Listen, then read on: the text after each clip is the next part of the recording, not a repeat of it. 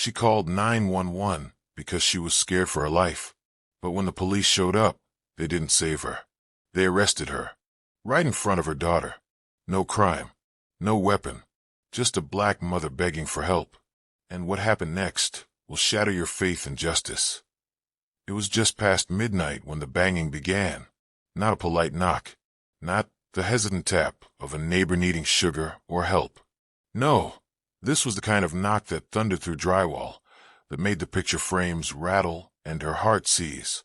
Boom, boom, boom. Sharp, aggressive, threatening. Monique Daniels was already awake. She hadn't slept much in weeks. Since the restraining order. Since the court date. Since her ex, Trey, had screamed outside her job in front of her coworkers, promising that papers don't protect you from me. Tonight had been quiet, too quiet. She had tried to calm herself with the software of the dishwasher and the lullaby playlist playing faintly from her daughter Amara's bedroom. But her gut told her something was off. Now, with the banging at the door, that instinct clawed its way to the surface. She scooped her phone off the couch and tiptoed toward the front window. Carefully, she lifted the curtain just enough to peer through. There he was. Trey, hood up, staggering, angry, holding something metal. She couldn't tell what. Her blood turned to ice. Her first instinct wasn't to run. It wasn't even to scream. It was to protect. She moved silently to Amara's room, gently waking her 6-year-old daughter with soft urgency. "Baby, wake up. Mommy needs you to hide, okay?" she whispered, her voice trembling. Amara blinked, confused.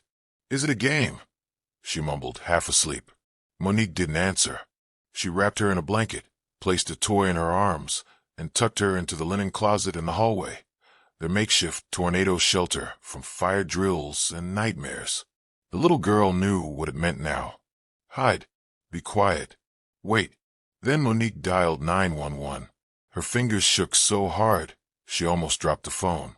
911, what is your emergency? My ex is at my house. He's outside. He's not supposed to be here.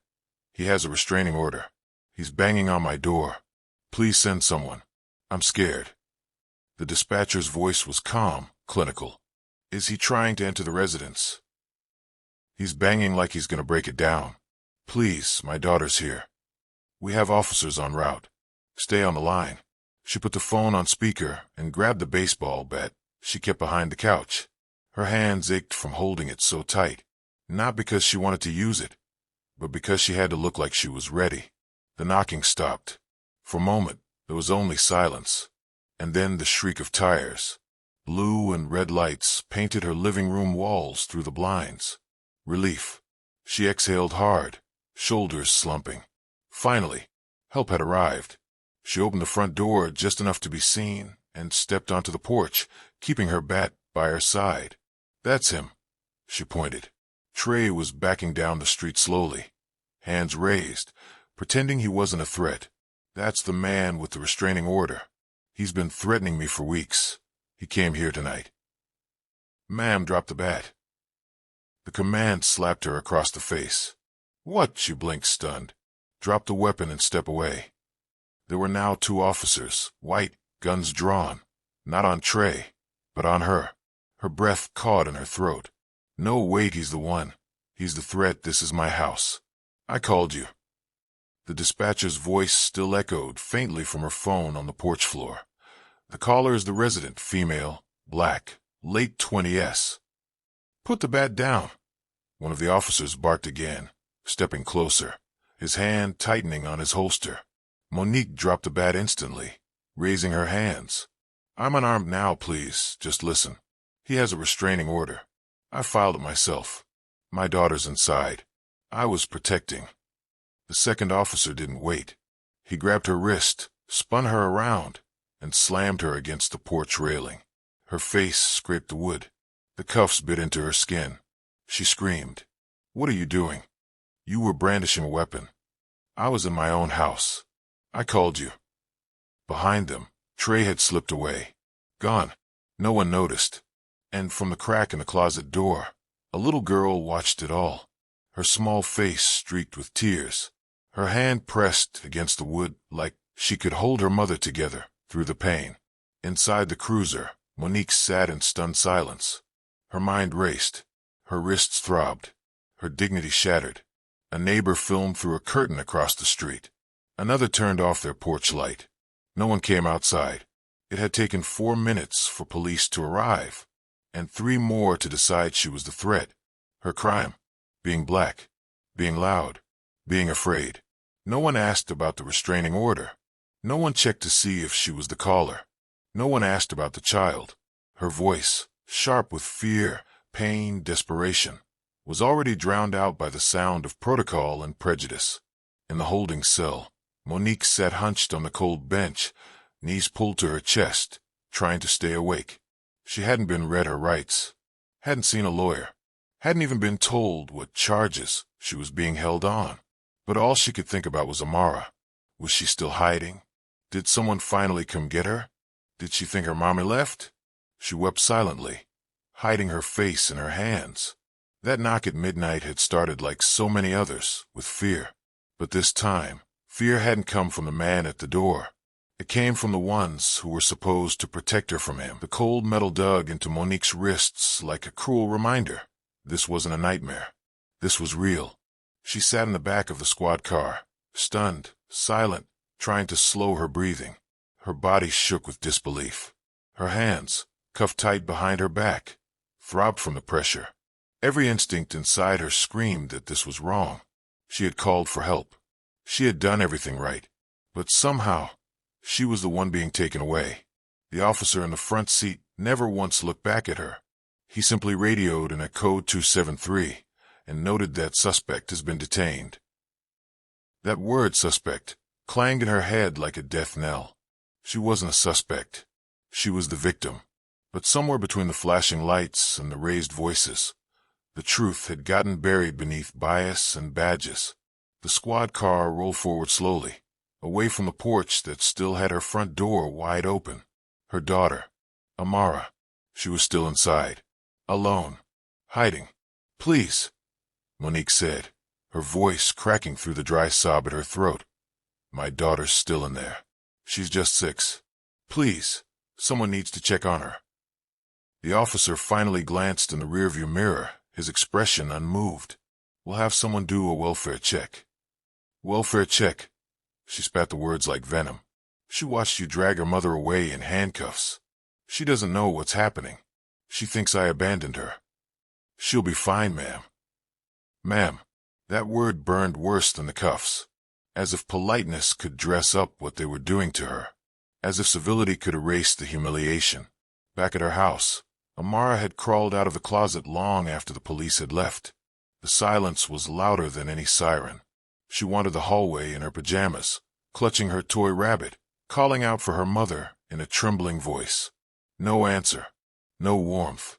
Just the dull hum of the television, still playing in the living room. The neighbors didn't come. The officers didn't return. And no one from Child Services had shown up yet. Amara climbed onto the couch and sat there, wide-eyed, staring at the door, waiting.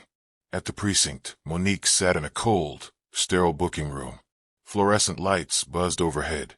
A female officer uncuffed her and told her to remove her jewelry, her shoelaces, and her dignity. "No one's even told me what I'm being charged with," Monique said, arms trembling as she removed her earrings. The officer barely looked up from her clipboard, disturbing the peace. Possible assault with a deadly weapon. Monique blinked, stunned. "The baseball bat. You had it in your hands when officers arrived." "I was in my home," Monique said, her voice now rising in disbelief. "I called you. I told dispatch he was threatening me. There's a restraining order. Look it up. He's been stalking me, harassing me. What was I supposed to do? Invite him in for tea?" The officer sighed and motioned to a bench. "Sit. Wait for processing." Monique sat down slowly, her hands shaking in her lap. The ache in her shoulders from being twisted in cuffs had settled into a dull throb, but it was nothing compared to the weight on her chest. A deep, crushing shame. Not because she had done anything wrong, but because she already knew how this would be perceived. Black woman. Angry. Loud. Dangerous. She was no longer a mother, no longer a professional, no longer a victim in need of protection. She had become a caricature in their eyes, a box to check, a line in a report, just another statistic. Meanwhile, the neighbor across the street, Mr. Johnson, had seen the entire thing. He'd watched from his window as Trey walked up to the house, yelling and banging on the door. He saw Monique come out, terrified, saw her drop the bat, saw her get cuffed, and he filmed it all. Now he sat at his kitchen table, phone in hand, debating whether to post it online. His wife, Darlene, urged him, "People need to see this. That woman could have been killed. She called for help, and they treated her like a criminal." "But what if it makes things worse for her?" he asked. "What if they come after her harder because of it?" Darlene looked at him. "They already came after her. You really think silence protects anyone anymore?" Back in the holding cell, Monique curled up on the bench. No one had given her a blanket. No one had asked if she needed a lawyer. No one had offered her a phone call. Her body was physically there, but her mind was across town, sitting beside Amara, trying to whisper that everything was going to be okay. Suddenly, a young black female officer entered the room. She looked different, tense, alert, like she didn't belong among the others. She crouched down in front of Monique. "Ms. Daniels," she said softly. Monique lifted her head. "My name's Officer Harper. I just reviewed your file, and I saw the restraining order. I also pulled the 911 call. You're not supposed to be here." Monique blinked, stunned. "Then why am I?" The officer hesitated. "Because you fit a narrative, and sometimes that's all it takes." She stood. "I'm going to get you out. Just hold on." For the first time all night, Monique felt a flicker of hope. Faint, fragile, but real. An hour later, she was released without formal charges. No apology, no explanation. Just a paper that said case under review, and a warning not to escalate future encounters. As she stepped out into the early dawn, the sky still gray and silent, Monique didn't feel free. She felt broken. Her daughter was waiting for her on the porch, wrapped in a blanket. A kind neighbor had finally called child services after seeing the house still open hours later. Amara ran into her mother's arms, sobbing, shaking. "I thought they took you forever, Mommy." Monique knelt down and held her close, tears pouring down her face. "I'm here, baby. I'm here." But even as she spoke the words, part of her knew this wasn't over. Because if help could turn hostile once, it could do it again. And next time, they might not let her go. The cell was small, square, and windowless. Monique sat curled in the far corner on a cold metal bench, knees pulled to her chest like a child trying to disappear. The white cinder block walls didn't echo noise. They swallowed it. Time slowed in places like this. Minutes stretched into hours. Hours bled into something heavier. She didn't know how long she'd been in there anymore. No clock, no answers. Just the dull buzz of flickering fluorescent light above her and the occasional sound of keys jangling down the corridor. Her mouth was dry. Her eyes were puffy and sore from crying. The skin around her wrists was raw, marked by the bite of those too tight handcuffs. But nothing hurt as much as what she couldn't stop seeing in her head. Amara, barefoot in the doorway, screaming, "Please don't take my mommy." That sound haunted her. That scream wasn't just pain. It was betrayal. Amara had seen her mother call for help, and watched the people who were supposed to protect her do the opposite. What did that teach a 6-year-old about the world? Monique wiped her face with the sleeve of her hoodie. It smelled like her daughter's tears. She had held Amara close in that same sweatshirt every night for weeks, ever since the threats from Trey began again. Every night, Monique had told her she was safe, that no one would ever hurt her while Mommy was there. But now even that promise was broken. The metal door clanked open. She didn't look up right away. She was afraid if she did, they'd hand her another piece of paper, another reason for why she belonged here, another insult hidden in bureaucracy. But instead, a familiar voice said quietly, "Ms. Daniels." She turned. Officer Harper again, the same young black woman who had reviewed her case earlier. This time, her expression looked heavier, more serious. "I wanted to check on you," she said softly. "I brought some water." She placed a small paper cup beside Monique and leaned against the wall, careful not to tower over her. I can't officially say much, but off the record, I'm sorry for everything. Monique stared at the cup, licking back more tears. They took me for my daughter, she said in a low voice. She was there. She saw the whole thing. Harper nodded. I saw the footage. From your neighbor's doorbell cam. And from his phone. He filmed it. Posted it last night. Monique looked up, startled. What? It's already being shared. People are asking questions. Reporters have called the department. Civil rights groups. Even the mayor's office has reached out. Monique's chest tightened. I didn't want this to be public. I know, Harper said, but sometimes being seen is the only way people understand what really happened. That night, while Monique sat in that concrete cell, a story had started to unfold on social media. The video showed a terrified woman on her porch, holding a bat as she stood between herself and her abuser. It showed her lowering the bat as soon as officers arrived. It showed her trying to explain, and it showed those same officers grabbing her arms, twisting them behind her back, and forcing her to her knees, while a child screamed from the doorway. The caption read, "She called 911 to protect her daughter. They cuffed her instead." It spread fast, faster than most things do, because there was something raw and undeniable about seeing that kind of pain unfold in real time. No filters, no commentary, just the truth, and the system caught mishandling it. By morning, the video had racked up over 300,000 views. A local news station picked it up. Civil rights attorney Malik Benson reposted it with a single word: unacceptable. Back in the jail, Monique's thoughts swirled between hope and fear. Would the video help or hurt her? Would it bring justice or retaliation? She had seen what happened to people who spoke out, especially black women. Too often, their anger was criminalized, their fear ignored, their pain weaponized against them. But then, a new sound echoed through the hallways, footsteps. Purposeful. Fast. The door opened again.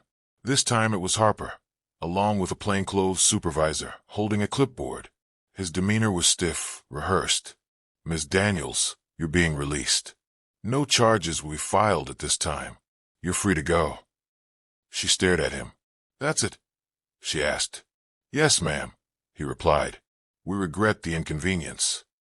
"Inconvenience," she repeated, her voice rising. "You dragged me out of my house in front of my child. You treated me like a criminal. You left my daughter alone in the middle of the night. And now it's just regret?" He didn't respond, just handed her a form to sign. Monique signed it, not because it felt like justice, but because her baby needed her. She stepped out into the morning light. It was blinding after the dark cell. Her legs felt weak. The air was heavy with summer heat, thick with unspoken questions. A small crowd had gathered across the street. Activists, a few journalists, and a couple of familiar neighbors. One held a cardboard sign that read, "Believe black women." And then there she was, Amara, running across the parking lot, arms outstretched, with a child services worker trailing behind her. "Mommy." Monique dropped to her knees and caught her in a crushing hug. Amara sobbed into her chest. "I thought you weren't coming back." "I'm here, baby. I'm not going anywhere," she whispered, holding her tighter than she ever had before. Nearby cameras clicked. Phones recorded. But none of that mattered now. In this moment, all that existed was the warmth of her child's body pressed against her and the knowledge that this nightmare wasn't going to end quietly. Later that evening, back home, Monique sat on the couch with Amara fast asleep in her arms. The living room was dim. A cup of tea sat untouched beside her. Her phone buzzed nonstop, interview requests, attorneys, activists wanting to connect. She ignored most of them, but one message stopped her cold. It was from another woman, a stranger. It read, "I saw what happened to you. I called the police on my ex 2 years ago and ended up with a record. Thank you for not letting them bury your story. Thank you for speaking for women like me." Monique stared at the screen, her eyes brimming again. Maybe this pain had a purpose. Maybe this scar could be a torch for someone else lost in the same dark. Because she wasn't just a victim. She was a witness. And maybe, just maybe, that would be the start of something bigger. The video was only 63 seconds long. Monique's wrists were bound tightly behind her back. Her hair, still in the bonnet she'd worn to bed, framed her tear-streaked face. Her voice cracked as she asked, "No," begged the officers to let her explain. Off to the side, her daughter screamed through the screen door, tiny fists banging against the glass, as if she could break through the reality unfolding in front of her. The officers didn't look back. One of them, the taller one with the buzz cut, sneered. Should have thought about that before lying. But what no one expected was what happened next. That 63 seconds, recorded by a neighbor's security camera across the street, would be uploaded within hours. By dawn, it had spread across the city. By the end of the week, it would be broadcast on every major news network in the country. The first wave came from local activists, women who knew Monique, who had worked alongside her at the daycare or sat with her at PTA meetings. They saw her not as a criminal, but as a mother trying to protect her child. They marched to the police precinct carrying signs that read, "Protect, don't prosecute," and calling 911 shouldn't be a death sentence. They spoke not just of Monique, but of 100 other women just like her, black, scared, and unheard. And yet, Monique remained silent. Days passed. She was released on bail, but the damage had been done. Her daughter refused to sleep alone, clinging to her like she was a lifeline in a storm. Her landlord gave her a cold stare when they passed in the hallway, as if the police arrest had stripped her of innocence.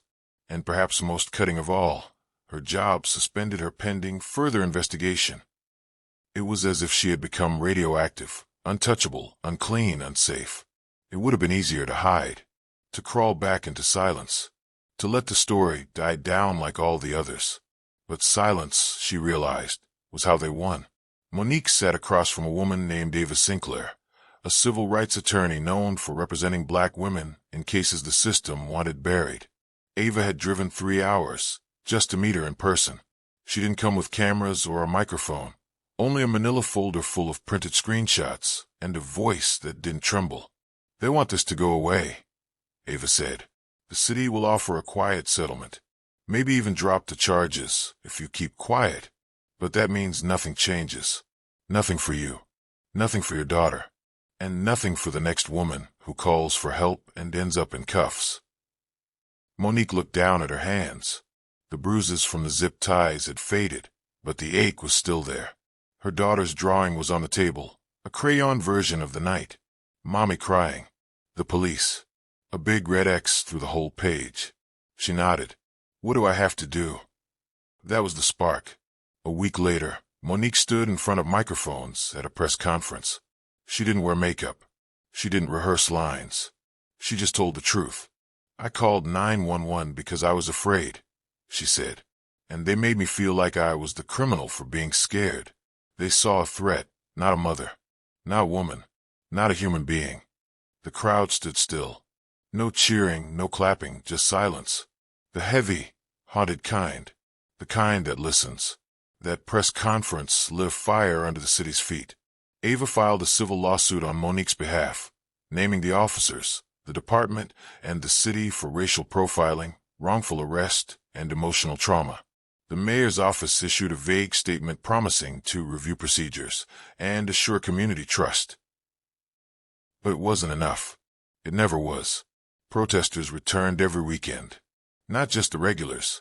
Grandmothers, students, ministers, veterans, people who had never held a sign in their life, but felt something break open in them when they saw that little girl crying through the screen door. Social media exploded. Hashtags trended. Hashtag Believe Black Women. Hashtag Justice for Monique. Hashtag Who Do We Call Now? Celebrities reposted the video. Journalists dug into the precinct's history. It turned out the officers involved had multiple complaints filed, none investigated. What was once Monique's private nightmare had become a national reckoning. But even as the attention mounted, Monique remained grounded. She didn't want fame. She wanted dignity. She wanted her daughter to grow up in a world where asking for help didn't come with handcuffs, where fear didn't make you suspicious, where black motherhood wasn't policed into silence. One night, a vigil was held outside City Hall. Hundreds of people gathered, candles flickering like stars against the dark. Monique stood holding her daughter's hand as a local poet read a piece inspired by her story. When it ended, there was a pause, a silence that stretched wide and holy. Then a chant began, soft at first, then louder. "We see you. We believe you. We stand with you." Monique wept, not because she was broken, but because she wasn't alone anymore. The officers who arrested her were eventually placed on administrative leave. An internal affairs investigation was launched, but Monique knew better than to place all her hope in systems slow to change. So she created something of her own. With Ava's help, she launched the Silent Call Project, a nonprofit aimed at training dispatchers and officers in trauma-informed response techniques for domestic violence calls, especially in black and underserved communities. The organization also provided legal support to women falsely arrested after seeking help. In less than 6 months, the foundation had grown from a local outreach to a national resource. Still, Monique stayed humble. "I'm not a hero," she told one interviewer. "I was just tired of being afraid." But what she didn't realize, what none of them could have known, was that her bravery would ripple far beyond her city limits. That one night, one knock, one phone call would wake a sleeping nation. Because sometimes, the loudest voices come from those who were never meant to be heard at all. The seasons shifted quietly. Winter passed into spring, and the bruises that once marked Monique's wrists had faded into pale memory. But healing, as she was learning, was never linear. Some days she could laugh with her daughter at the kitchen table, pouring syrup over pancakes and pretending nothing had ever gone wrong. Other days, a knock at the door would still freeze her blood cold, triggering the sound of police boots on her porch. The mind, she realized, didn't forgive as fast as the media cycle moved on. Yet every morning, Monique rose before the sun. She'd wrap her daughter's lunch, kiss her forehead, and walk her to the school bus. Then she would sit at the kitchen table with her laptop open, her heart pounding like it did the night she was arrested. Only now, it beat with a different kind of fire. Because now, she was building something the system never intended for her to have: power, autonomy, and legacy. The Silent Call Project had gained momentum. What started as a single-page mission statement had grown into a full-fledged organization with local chapters in 5 states. Ava helped secure grants from civil rights groups, and universities invited Monique to speak about her experience. But she always refused to let the story become polished, rehearsed, or easy to swallow. She told it raw. The night she was arrested, she told them she thought she might die. Not because the officers said they would kill her, but because they didn't have to. All they had to do was believe the man who bruised her face and ignore the fear in her voice. All they had to do was assume, like so many others had, that a black woman showing emotion was dangerous. What haunted her wasn't just the injustice. It was how routine it had all felt, how calm the officers had been. Like her arrest was just another Tuesday. But not anymore. One morning, Monique received an email from a woman in Georgia. Her name was DeShonda. She was a mother of 3, and she too had called 911 during a domestic dispute. But when officers arrived, they questioned her sobriety, accused her of being aggressive, and ended up handcuffing her in front of her children. No charges were filed, but CPS still opened a case. Her children were nearly taken from her. "I saw your story," the email read.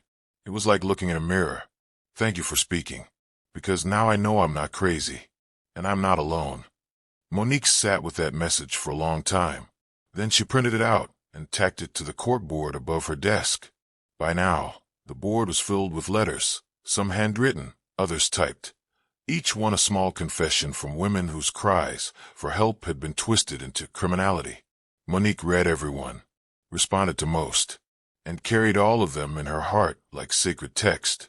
But her fight wasn't just in quiet offices or conference halls. Months after her arrest, the civil case finally went to court. The city had offered a generous settlement, money in exchange for silence. No admission of guilt, no policy change, no public apology. Monique refused. She walked into that courtroom with her back straight, her face bare, and her daughter sitting beside Ava in the front row. The officers who arrested her sat stone-faced across the aisle. One of them avoided eye contact. The other glared, as if the truth she carried was somehow an offense in itself. During her testimony, Monique's voice didn't tremble. She didn't need a lawyer to guide her words. She looked directly at the jury and said, "I called for help. I didn't commit a crime. But even if I had, I should have been treated like a human being.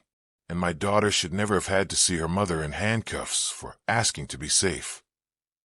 There was no outrage in her tone, just sorrow, a deep, generational weariness wrapped in steel. The verdict came back in her favor.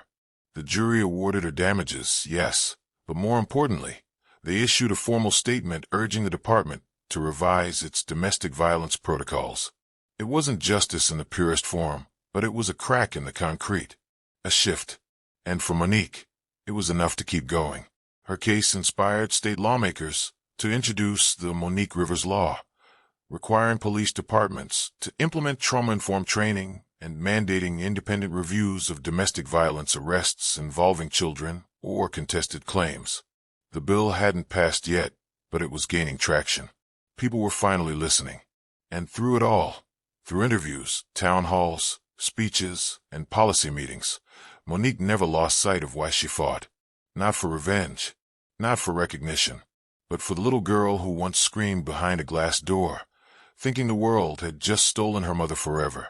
That little girl was now sleeping soundly in her own bed again.